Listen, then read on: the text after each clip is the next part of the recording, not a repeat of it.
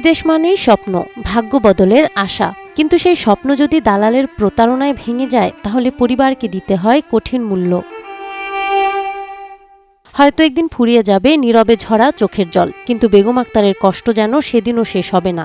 ভাগ্য বদলের আশায় প্রায় 7 লাখ টাকা ঋণ করে দালালের মাধ্যমে সৌদি আরব গিয়েছিলেন তার স্বামী রুবেল। মার্কেটে ক্লিনারের কাজের কথা থাকলেও 1.5 মাস পেরোতেই বন্ধ হয়ে যায় কাজ ও খাবার। অনাহারে অসুস্থ হয়ে অবশেষে জেদ্দায় মৃত্যুবরণ করেন তিনি। না, আমার কাজ দেয় না, পরশু দিন দিব, কালকে না পরশু দিন দিব, এই বলতে বলতে গেল 1 মাস। আপনার কাছে একটাই দাবি যে আমার কুলাহান গুনা মানুষ হবো কি করে। আমার স্বামী, আমি তো দেখাই হলাম না, তারপর আমার স্বামীর লাশটা আমি চাইতাছি। দালাল গো বিচার চাই, দালাল গো টাকা পয়সারাই খাইছে, কিচ্ছুই নেই কি এখন বর্তমান। আমার এই কুলাহান নিয়ে চলাফিরে আমার টাকা পয়সা কোনো কিছুই নেই। টাঙ্গাইলের কালিহাতী উপজেলার দেওপুর গ্রামে রুবেলের বাড়িতে গেলে দেখা যায় শোক আর অভাব একই ঘরে বসবাস করছে। রুবেলের মৃত্যুতে ভেঙে পড়েছে পুরো পরিবার।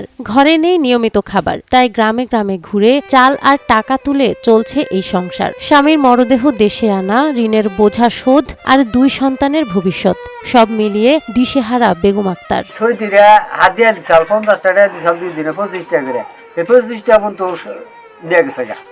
আমার বাবার খাবারও দেয় নাই। তো মনে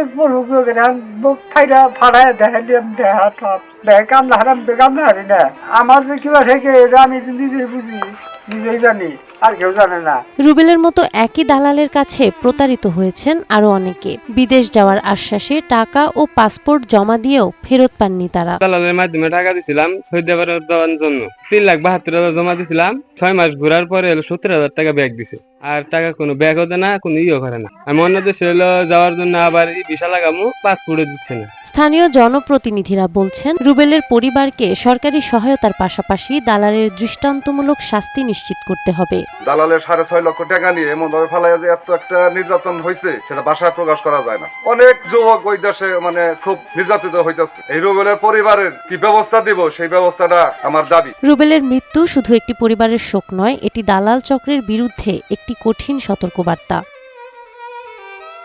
নাহার বৃষ্টি, টাইমস টুডে।